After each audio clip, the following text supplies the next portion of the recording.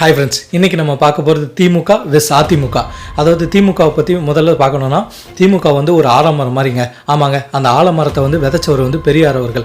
அதுக்கப்புறம் வந்து அறிஞர் அண்ணா அவர்களோட வழிகாட்டுதலோட, முத்தமிழ் அறிஞர் கலைஞர் அவர்களோட வழிகாட்டுதலும், நம்ம இன்னைக்கு முதலமைச்சர் மு க ஸ்டாலின் அவர்களும், அடுத்தது வந்து துணை முதலமைச்சர் அமைச்சரான உதயநிதி ஸ்டாலின் அவர்கள் வழித்தோன்றதுலையும், அவங்களோட பிராண்ட் வேல்யூ, அதாவது சூரியனோட சின்னத்திலையும், அவங்களோட கூட்டணி கட்சிகள், அதாவது விடுதலை சிறுத்தைகளும் கம்யூனிஸ்ட் கட்சிகளும் போன்ற, அதுக்கப்புறம் முஸ்லீம் இயக்கங்களும், இந்த மாதிரி சிறுபான்மை அமைப்பு இயக்கங்களும் அவங்களோட கூட்டணி கட்சிகளாகவும், அதுக்கப்புறம் பார்த்திங்கன்னா அவங்க நிப்பாட்டுற எம்எல்ஏக்கள், அதாவது அமைச்சர்கள் வந்து அவங்களோட ஃபேஸ் வேல்யூ இன்னும் அதிகம்.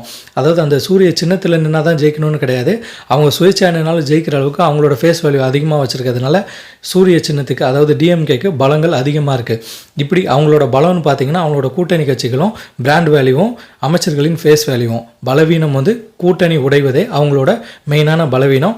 மக்களின் எதிர்ப்பான குரல் தான் இன்னொரு பலவீனம். அடுத்தது பார்த்திங்கன்னா நம்ம ஏடிஎம்கே, அதாவது ஏடிஎம்கே திமுகவுக்கு கொஞ்சம் கூட சலிச்சது கிடையாது. ஆமாங்க, இதுவும் பேரறிஞர் அண்ணா வழியில் நம்ம புரட்சித் தலைவர் எம்ஜிஆர் அவர்களின் வழித்தோன்றலில் ஆலமரமாக வளர்ந்தது தான். அதுக்கப்புறம் நம்மளோட அம்மா ஜெயலலிதா அவர்கள் இருந்தாங்க. அதுக்கப்புறம் வந்து முன்னாள் முதலமைச்சர் எடப்பாடி அவர்கள். இப்படி வந்துட்டு இருந்த கட்சி அதோட ஆலமரமாக இருந்தது. விழுதுகள்லாம் ஒன்று ஒன்றா பிச்சுட்டு போயிடுச்சுங்க. ஆமாங்க, விழுதுகள்னால் என்னென்ன போனாங்கன்னு பார்த்தீங்கன்னா, துணை முதலமைச்சரான ஓபிஎஸ் அவர்கள் வெளியேறிட்டார், டிடிவி தினகரன் வெளியேறிட்டார், சசிகலா அம்மா அவர்கள் வந்து வெளியேறிட்டாங்க.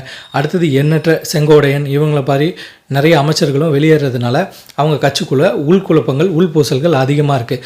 இப்படி இன்னொரு கட்டத்துக்கு மேலே போய் சொல்லணும்னா, தேமுதிகவுக்கு சீட்டு கொடுப்பாங்களா இல்லையான்றது இன்னொரு பிரச்சனை, சீட்டு குறைவாக கொடுத்தாங்கன்றது ஒரு பிரச்சனை. அதுக்கப்புறம் பிஜேபி இருக்கிறதுனால கடும் குற்றம் சாட்ட திமுக வச்சுட்ருக்கு. பிஜேபி வந்து மக்களுக்கு ஏற்ற கட்சி கிடையாது, மத சார்ந்த கட்சின்ட்டு இப்படி ஒரு குறைய சுமத்தினால பிஜேபி இருந்தும் அவங்களுக்கு பெருசான பலன்கள் கிடையாது.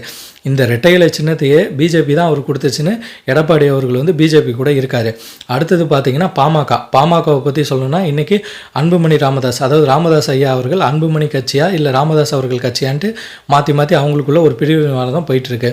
இதுக்கப்புறம் பார்த்திங்கன்னா சவுத்து பக்கம் டிடிவி தினகரன் அவர் ஒரு தனியாக ஒரு ரூட் எடுத்து கட்சியை தனி ரூட்டில் போகிறதும், எடப்பாடி வந்து சரி கிடையாது, அவர் வந்து நியாயமாக இல்லை நன்றியாக இல்லைன்னு சொல்லிட்டு ஒரு பக்கம் கருத்து வேறுபாடுகள் பிரிவினை போயிட்டுருக்கு.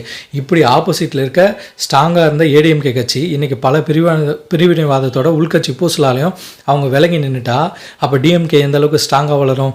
டிஎம்கே அவங்களோட அரசியல் வந்ததுலேருந்து அவங்களோட ரூட்டு மக்களுக்கு சொன்ன நலத்திட்டங்களையும் சில விஷயங்களையும் செஞ்சு கொண்டே தான் இருக்காங்க.